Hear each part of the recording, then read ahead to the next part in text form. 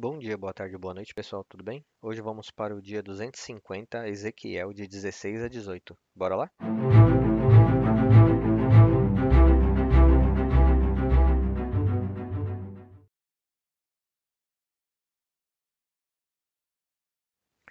Ezequiel 16. Veio a mim esta palavra: Filho do homem, faça Jerusalém conhecer as suas práticas detestáveis, e diga-lhe que assim diz o soberano Senhor a Jerusalém.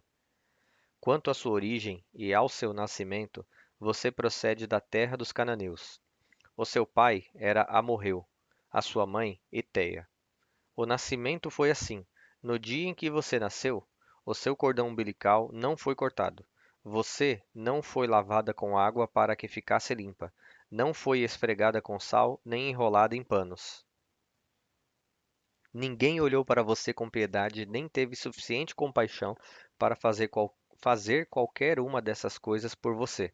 Ao contrário, você foi jogada fora, em campo aberto, pois, no dia em que nasceu, foi desprezada. Então, passando por perto, vi você se esperneando no seu sangue e, enquanto jazia ali no seu sangue, eu disse: Viva! E a fiz crescer como uma planta no campo. Você cresceu, se desenvolveu e se tornou a mais linda das joias. Os seus seios se formaram e o seu cabelo cresceu, mas você ainda estava totalmente nua. Mais tarde, quando passei de novo por perto, olhei para você e vi que já tinha idade suficiente para amar. Então estendi a minha capa sobre você e cobri a sua nudez. Fiz um juramento e estabeleci uma aliança com você, declara o soberano Senhor, e você se tornou minha. Eu a banhei com água e, ao lavá-la, limpei o seu sangue e a perfumei. Coloquei em você um vestido bordado e sandálias de couro fino. Eu a vesti de linho fino e a cobri com roupas caras. Adornei-a com joias. Coloquei-lhe braceletes nos braços e uma gargantilha no pescoço, uma argola no nariz, brincos nas orelhas e uma linda coroa na cabeça. Assim você foi adornada com ouro e prata. As suas roupas eram de linho fino, tecido caro e pano bordado. A sua comida era a melhor farinha, mel e azeite de oliva. Você se tornou muito linda e prosperou a ponto de ser rainha. A sua fama espalhou-se entre as nações por causa da sua beleza, porque o esplendor que eu dei a você tornou perfeita a sua formosura, declara o soberano Senhor. Contudo, você confiou na sua beleza e usou a sua fama para se tornar uma prostituta. Você concedeu os seus favores a todos os que passaram por perto, e a sua beleza se tornou deles. Você usou algumas das suas roupas para adornar santuários locais, onde levou adiante a sua prostituição. Coisas assim jamais deveriam ocorrer. Você apanhou as joias finas que eu lhe tinha dado, joias feitas com o meu ouro e a minha prata, e fez ídolos em forma de homem para você e se prostituiu com eles. Você também os vestiu com as suas roupas bordadas e lhes ofereceu o meu óleo e o meu incenso. Até a comida que dei a você, a melhor farinha, o azeite e oliva e o mel, desculpem, azeite de oliva e o mel, você lhes ofereceu como incenso aromático. Foi isso que aconteceu, declara o soberano Senhor. Além disso, você pegou os seus filhos e as suas filhas, que havia gerado para mim, e os sacrificou aos ídolos, para serem devorados. A sua prostituição não foi suficiente? Você abateu os meus filhos e os sacrificou aos ídolos. Em todas as suas práticas detestáveis, como na sua prostituição, você não se lembrou dos dias da sua infância, quando estava totalmente nua, esperneando no seu sangue. Ai, ai de você, declara o soberano Senhor. Somando-se a todas as suas outras maldades, em cada praça pública você construiu para você mesma outeiros e santuários elevados.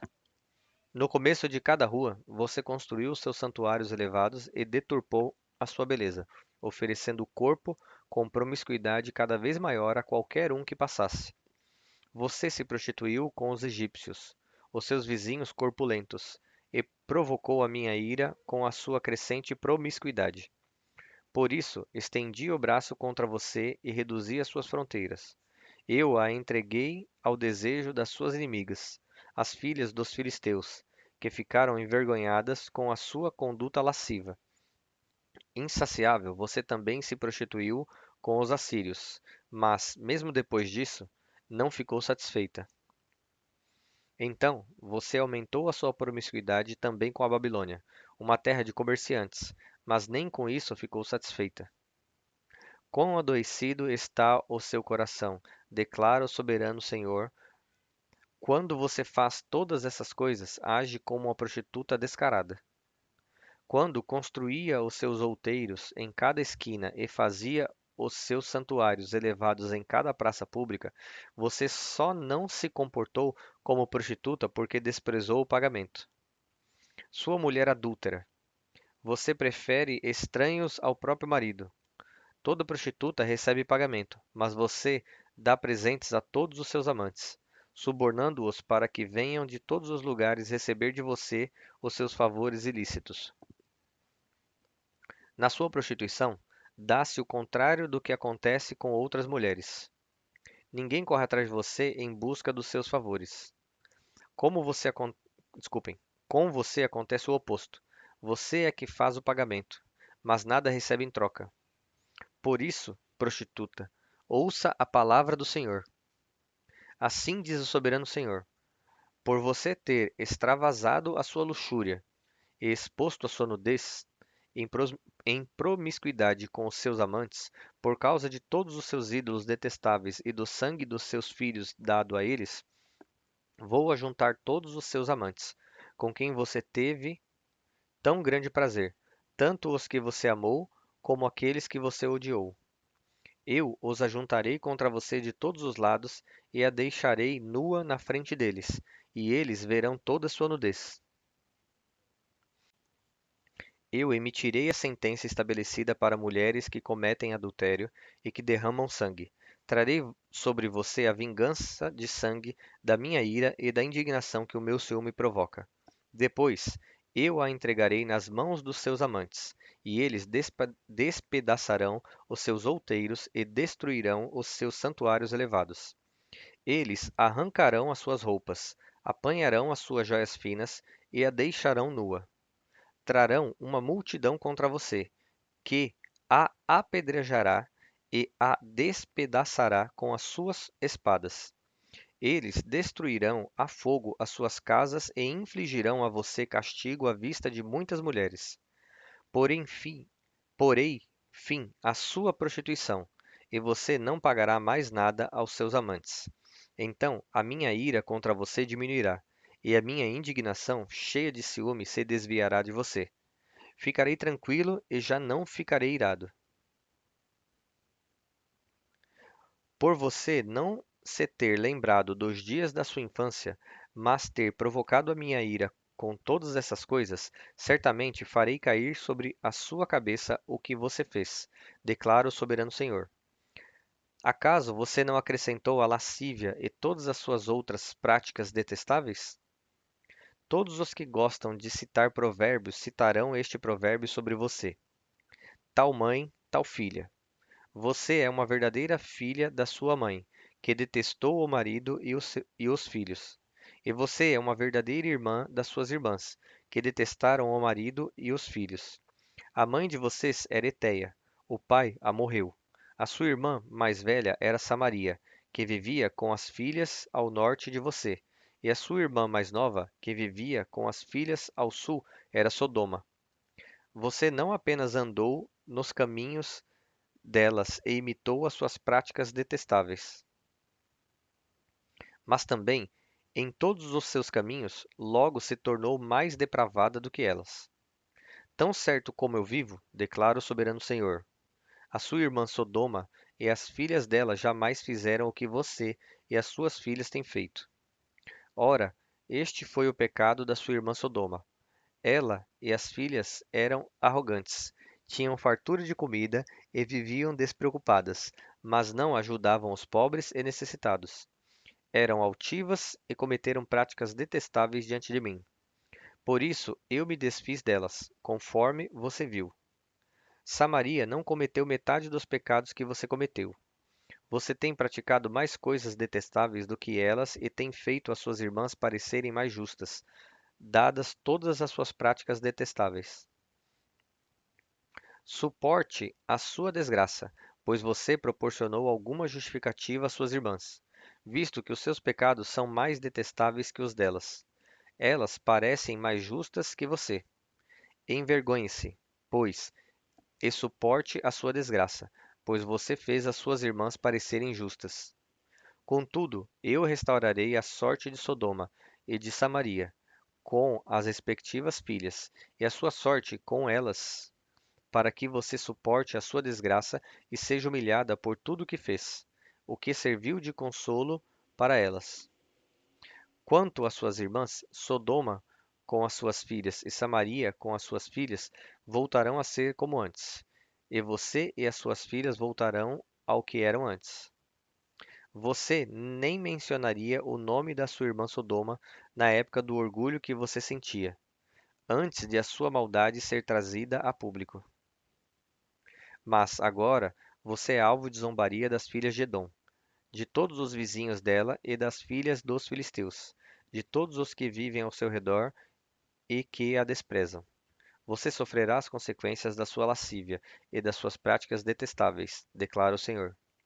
Assim diz o soberano Senhor: Eu agirei com você como você agiu, porque você desprezou o meu juramento ao romper a aliança.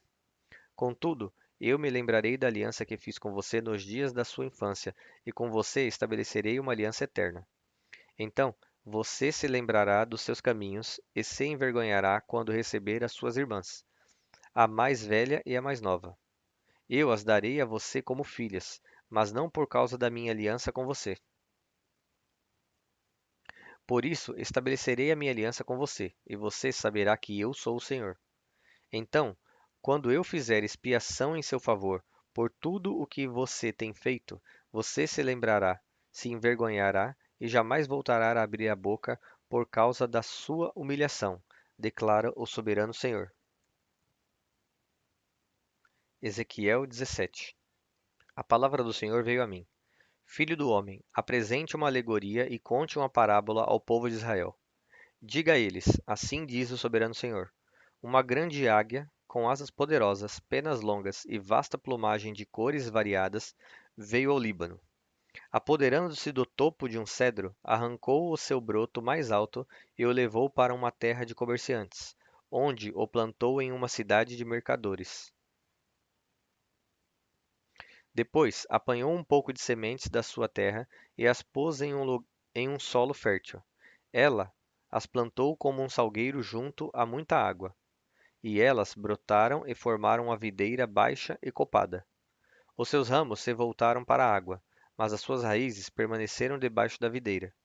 A videira desenvolveu-se e cobriu-se de ramos, brotos e folhas. Havia, porém, outra águia grande, com asas poderosas e rica plumagem. Do lugar onde estava plantada, a videira lançou raízes, estendendo os seus ramos para ela em busca de água. Ora, havia sido plantado em terreno bom, desculpem, junto a muita água, onde produziria ramos, daria fruto e se tornaria uma videira viçosa. Diga a eles: Assim diz o soberano Senhor: Ela sobreviverá? Não será desarraigada, e os seus frutos não serão arrancados para que ela seque? Tudo o que brotar dela secará. Não serão necessários braços fortes nem muitas pessoas para arrancá-la pelas raízes. Ainda que seja plantada, será que sobreviverá? Não secará totalmente quando o vento leste a atingir, murchando e desaparecendo dos canteiros onde crescia? Veio depois a mim esta palavra do Senhor. Diga a esta nação rebelde: Você não sabe o que essas coisas significam? Diga a eles: O rei da Babilônia foi a Jerusalém, tirou de lá o seu rei e os seus nobres, e os levou consigo para a Babilônia. Depois fez um tratado com um membro da família real e o pôs sob juramento. Levou também os líderes da terra para humilhar o reino e torná-lo incapaz de reerguer-se, garantindo apenas a sua sobrevivência pelo cumprimento do seu tratado. No entanto, o rei se revoltou contra ele e enviou seus mensageiros ao Egito pedindo cavalos e um grande exército. Será que ele sobreviverá? Escapará aquele que age dessa maneira? Romperá ele o tratado e ainda assim escapará? Tão certo como eu vivo, declara o soberano Senhor, ele morrerá na Babilônia, na terra do rei que o pôs no trono, cujo juramento ele desprezou e cujo tratado rompeu.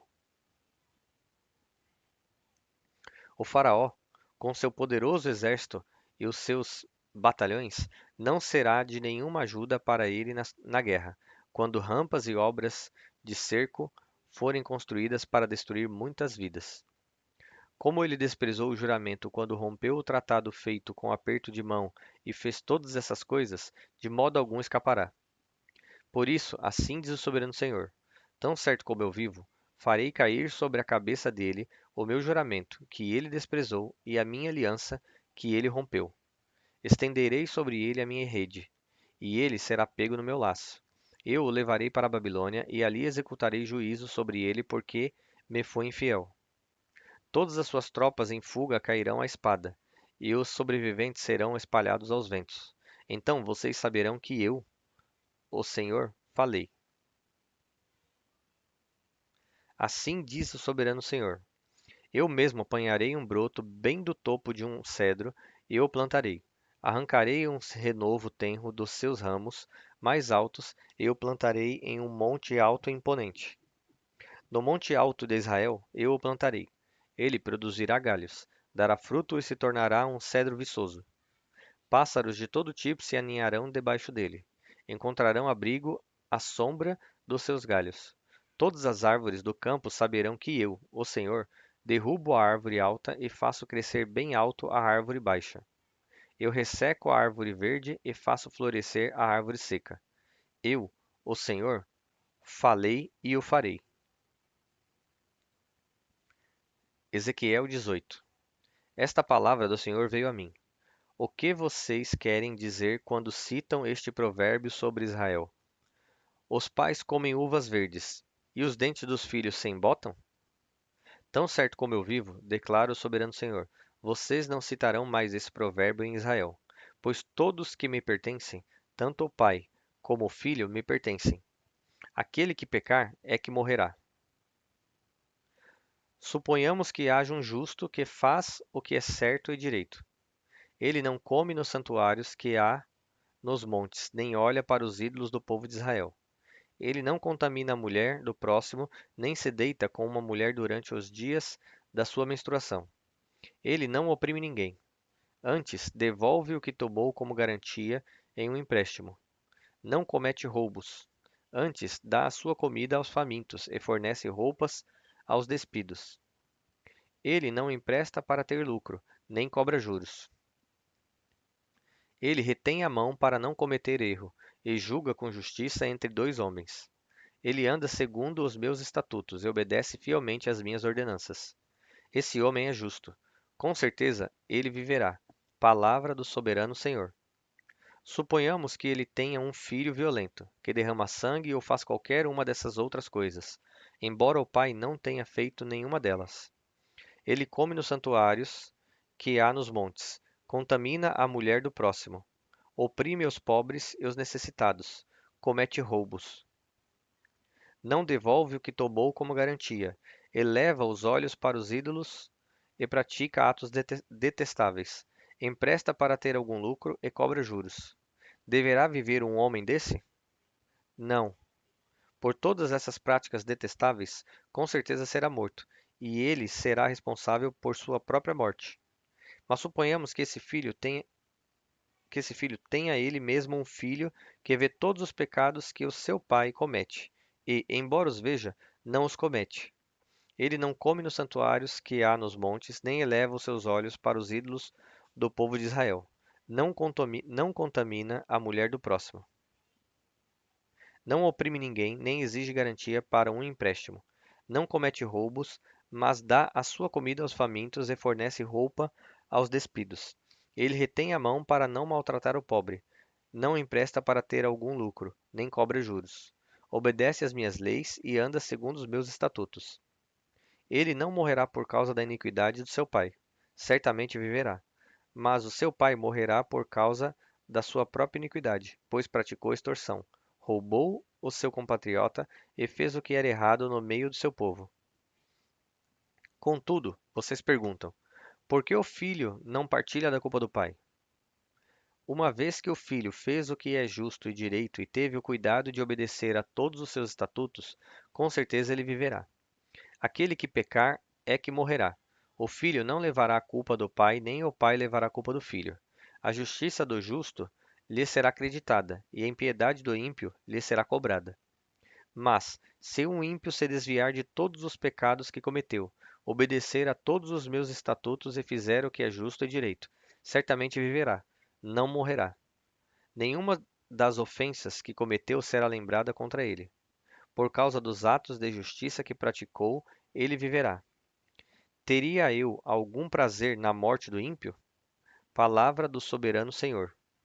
Ao contrário, acaso não me agrada vê-lo desviar-se dos seus caminhos e viver? Contudo, se um justo se desviar da sua justiça e cometer pecado, e as mesmas práticas detestáveis dos ímpios, deverá ele viver? Nenhum dos seus atos de justiça será lembrado, por causa da infidelidade de que é culpado e dos pecados que cometeu, ele morrerá. Contudo, vocês dizem: o caminho do Senhor não é justo. Ouça, ó povo de Israel: o meu caminho é injusto? Não são os caminhos de vocês que são injustos?